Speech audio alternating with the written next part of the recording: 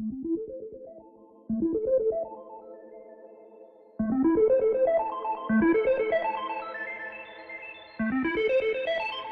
part 1, we discussed the game, players and the benchers. Now let's continue. New work, Chapter 20, Part 2 of 3. Many benchers wish to play, and wait at the sidelines until one of the players moves aside, making space for another to get off the bench and play.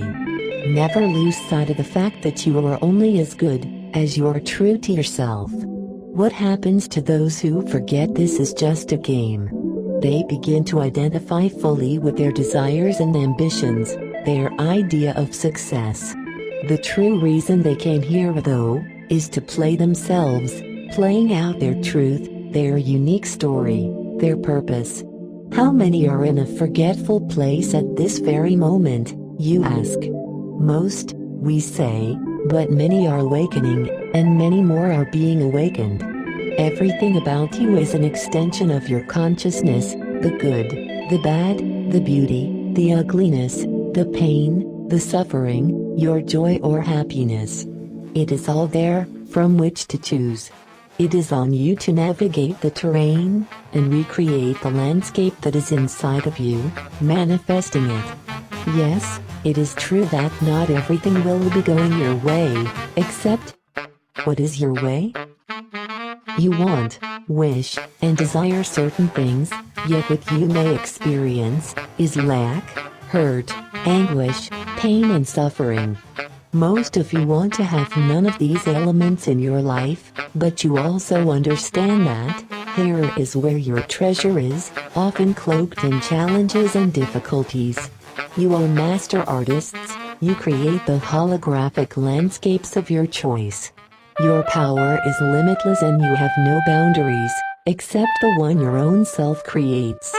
It is part of your mission to break the perceived notion of some kind of fixed reality and take flight. Why should I bother, you ask? The game you came to play has rules. Unless you understand the rules of the game and the game's purpose, you are just running around the playing field confused, baffled, and often in despair. Knowing what your journey is about, and the purpose of this game, will support you in taking flight.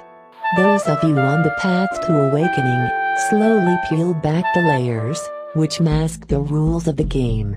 You now can understand that it is not about wealth or power, and not even about happiness and joy.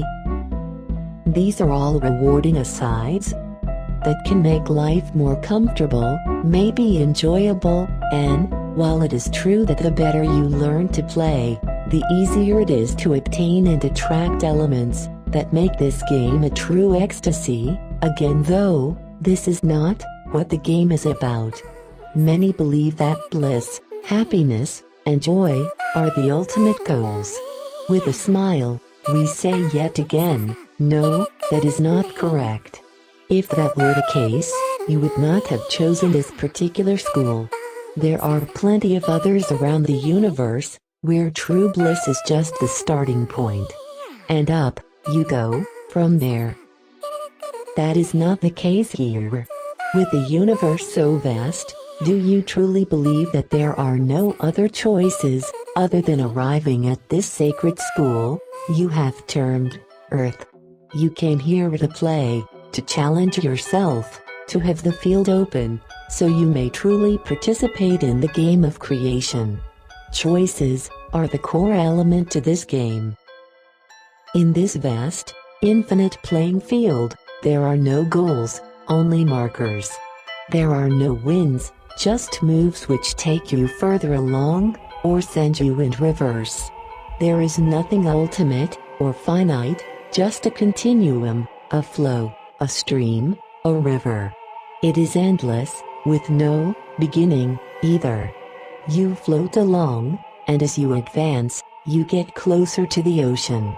Upon reaching the ocean, becoming one with that infinite body of water, you begin a new cycle, by evaporating and coming back as a raindrop. Finding your way to the river once more, as you journey, back to the ocean once again. Each time you go through this cycle, you collect new experiences, the way water absorbs minerals and sediments, as it flows along through bedrock and different terrains. Like that water, each experience enriches your spectrum, and you then become a planted sustenance for all life around you. You become the engine of consciousness. If it was only about purity, you would not be able to support life.